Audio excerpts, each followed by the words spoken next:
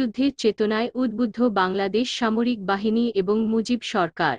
বাংলাদেশ সেনাবাহিনীর চরিত্র এবং প্রত্যয় স্বাধীনতা উত্তরকালে জাতি যখন শেখ মুজিব এবং আওয়ামী লীগের ভারত ভূষণ নীতি, ২৫ বছরের গোলামি চুক্তি, সীমাহীন দুর্নীতি, অবাধ চোরাকারবার, রক্ষীবাহিনী এবং ব্যক্তিগত বাহিনীসমূহের ত্রাস, দমন নীতি, দ্রব্যমূল্যের ক্রমবর্ধমান ঊর্ধ্বগতি, অর্থনৈতিক নৈরাজ্য, সমাজতন্ত্রের নামে জীবন ও সম্পদের নিরাপত্তাহীনতা এবং আইন শৃঙ্খলা পরিস্থিতির চরম অবনতির বিরুদ্ধে সংগ্রামে লিপ্ত। তখন সেনা বাহিনীর দেশপ্রেমিক অংশ সিদ্ধান্ত গ্রহণ করেন তারা শাসকদের হাতে শোষণের হাতিয়ার না হয়ে জনগণের সংগ্রামের প্রতি সহানুভূতিশীল থাকবেন। এশিয়া, আফ্রিকা, ল্যাটিন আমেরিকা মহাদেশের প্রায় সব দেশই উপনিবেশিক শক্তিগুলো অস্ত্রবলে দখল করে নেয়। দখল করে নেবার পর উপনিবেশিক প্রভুরা প্রতিটি দেশে জাতীয় শোষক শ্রেণীর যোগসাজশে গড়ে তোলে দুটো প্রশাসনিক হাতিয়ার, সেনাবাহিনী এবং আমলাতন্ত্র। নিজেদেরকে জনগণের প্রত্যক্ষ শোষক হিসেবে প্রতিপন্ন না করার এক অপূর্ব ব্যবস্থা, কাঁটা দিয়ে কাটা তোলার এ কৌশল গ্রহণ করে জাতীয় শোষক শ্রেণীকে যৎসামান্য সুখ সুবিধা দিয়ে জাতীয় সম্পদের সিংহভাগ তারা নিয়ে যায় নিজেদের দেশে। জাতীয় শোষক শ্রেণীকে বশীভূত করে তাদের বিদেশি ধ্যান ধারণা ও সংস্কৃতির প্রতি তাদের আকৃষ্ট করতেও সমর্থ হয় উপনিবেশিক প্রভুরা। প্রগতি মানবতাবাদের ধূম্রজাল সৃষ্টি করে, বিজাতীয় শোষণের বিরুদ্ধে ক্রমান্বয়ে ক্ষোভ পুঞ্জীভূত হতে থাকে জনগণের মাঝে। তারা মনে করে বিদেশি শাসনের নাগপাশ থেকে মুক্ত হলেই তাদের দাসত্ব ঘুচে যাবে, দেশের উন্নতি হবে এবং জীবদের মান উন্নয়ন করা সম্ভব হবে। তারই ফলে শুরু হয় জাতীয় মুক্তি সংগ্রাম। সংগ্রামের প্রচণ্ডতার মুখে এক পর্যায়ে প্রত্যক্ষ শোষণ টিকিয়ে রাখা অসম্ভব হয়ে পড়লে উপনিবেশিক শাসকরা পরোক্ষ শোষণের বন্দোবস্ত করে। জাতীয় উচ্চবিত্ত ও তাদের দোসরদের নেতৃত্বে স্বাধীনতা দান করে প্রতিটি দেশের উপর।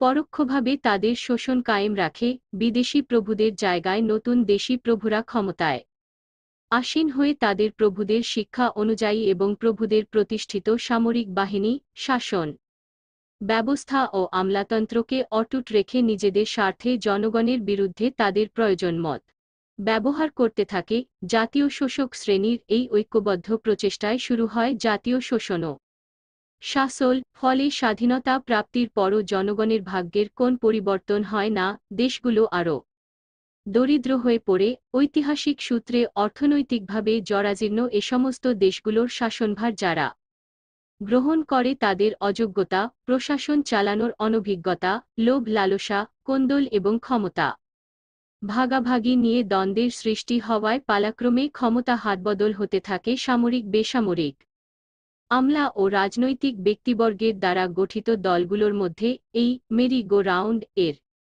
গোলক ধাঁধায় আজও তৃতীয় বিশ্বের বেশিরভাগ দেশ ঘুরপাক খাচ্ছে। সামরিক বাহিনী ক্ষমতায় থাকুক আর বেসামরিক রাজনৈতিক নেতারাই ক্ষমতায় থাকুক, তাদের শিকড় একই শ্রেণীতে। তাই তাদের মধ্যে থাকে এক অটুট বন্ধন। তাদের মধ্যে ক্ষমতার লড়াইকে রাজনৈতিক সংগ্রাম হিসেবে জাহির করার প্রচেষ্টা একটা প্রহসন মাত্র। জনগণকে বোকা বানানোর আরেকটি কায়দা। তাদের মধ্যকার দ্বন্দ্ব যতই তীব্র হোক না কেন, জনগণের বিরুদ্ধে নিজেদের কায়েমি স্বার্থকে টিকিয়ে রাখার জন্য তারা নিজেদের বিবাদ ভুলে সব এক হয়ে যায়। এর ফলেই সম্ভব হয় সমঝোতার মাধ্যমে লোক দেখানো গণতন্ত্রের খেলা, দলবলের ভেলকিবাজি। এই উদ্দেশ্যেই মুক্তিযুদ্ধের অস্বাভাবিক ইতি টানার সাথে সাথে উপনিবেশিক ছাঁচে গড়া রাষ্ট্রযন্ত্রগুলো পুরোপুরি অক্ষুণ্ণ রাখার সিদ্ধান্তও নেওয়া হয়েছিল। কিন্তু বাংলাদেশের সামরিক বাহিনীর সৃষ্টি, ইতিহাস ও চরিত্র ছিল সম্পূর্ণ ভিন্ন প্রকৃতির। পাকিস্তান স্বাধীন করার সংগ্রামে পূর্ব বাংলার জনগণ অগ্রণী ভূমিকা পালন করা সত্ত্বেও দেশ স্বাধীন হওয়ার পর ব্রিটিশ সৃষ্ট শাসন যন্ত্রকে ব্যবহার করে পাকিস্তানি শাসকগোষ্ঠী পূর্ব পাকিস্তানের জনগণকে উপনিবেশিক কায়দায় শাসন শোষণের জাতাকলে পিষতে থাকে। এরই ফলে বাংলাদেশি জাতীয়তাবাদের উন্মেষ ঘটে। স্বৈরতন্ত্র বিরোধী আতীয়তাবাদী এ সংগ্রামে গণতান্ত্রিক চেতনাও গড়ে উঠতে থাকে। সংগ্রামের মূল লক্ষ্য ছিল দেশ স্বাধীন করে গণতান্ত্রিক, জনগণের মৌলিক এবং মানবিক অধিকার প্রতিষ্ঠিত করে স্বনির্ভর সুষম সমাজ ব্যবস্থা গড়ে তোলা। পাকিস্তানি শাসক গোষ্ঠীদের নিপীড়নের শিকার হতে হয়েছিল তৎকালীন সেনাবাহিনী এবং প্রশাসনের বিভিন্ন ক্ষেত্রের বাঙালি সদস্যদেরও। তাদের উপরও করা হয়েছিল অন্যায় অবিচার, ফলে গোড়া থেকেই তারা প্রত্যক্ষ এবং পরোক্ষভাবে সমর্থন দিয়ে এসেছেন জাতীয় সংগ্রামে। জাতীয় মুক্তির রাজনৈতিক সংগ্রামের চরম সরই ছিল ৭১ এর স্বাধীনতার সশস্ত্র সংগ্রাম। হানাদার বাহিনীর আচমকা হামলার মুখে যখন রাজনৈতিক নেতারা জাতিকে লক্ষ্যহীন অনিশ্চয়তার মধ্যে ফেলে রেখে পালিয়ে যান, তখন উপনিবেশিক ছাঁচে গড়া সেনাবাহিনীরই এক জাতীয়তাবাদী দেশপ্রেমিক সেনা অফিসার মেজর জিয়া স্বাধীনতার ঘোষণা দেন। সেনাবাহিনী, ইপিআর, আনসার, মুজাহিদ ও পুলিশ বাহিনীর বাঙালি সদস্যরাই প্রথম বিদ্রোহ করেন এবং কৃষক, শ্রমিক, যুবক, ছাত্র, প্রশাসনিক আমলাদের একাংশ এবং জনগণের সমন্বয়ে গড়ে তোলা হয় দেশব্যাপী প্রতিরোধ সংগ্রাম। জনগণের সাথে সৈনিকদের চেতনা, আশা আকাঙ্ক্ষা এক হয়ে মিলে গিয়েছিল বলেই গড়ে উঠেছিল স্বাধীনতার সংগ্রাম। পরবর্তীকালে ৯ মাস জনগণের কাঁধে কাঁধ মিলিয়ে এক হয়ে যুদ্ধ করেছিলেন তারা। শ্রেণী বিন্যাসের সব বাধা ভেঙে তারা নিজেদের পরিচয় কায়েম করেন মুক্তিযোদ্ধা হিসেবে।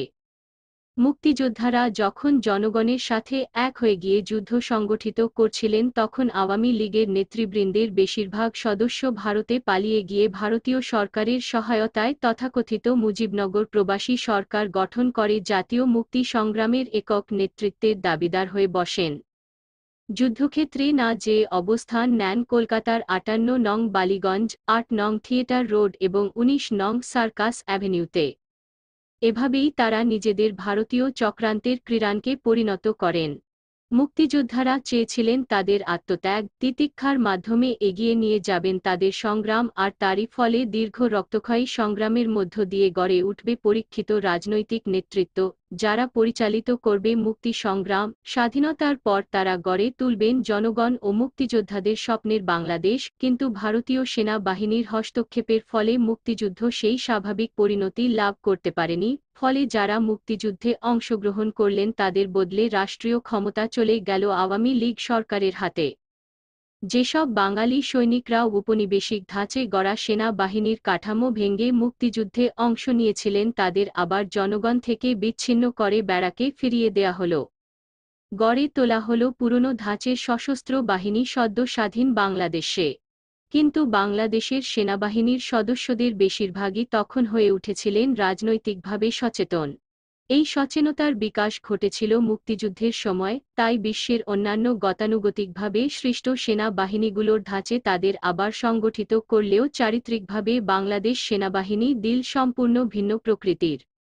মুক্তিযোদ্ধাদের বৃহৎ অংশই ছিলেন নিঃস্বার্থ, অকুতোভয়, দেশপ্রেমিক, কর্তব্যনিষ্ঠ, ন্যায়পরায়ণ, স্পষ্ট বক্তা। মুক্তিযোদ্ধারা কোন অন্যায়কে মেনে নেননি যুদ্ধের সময় থেকেই।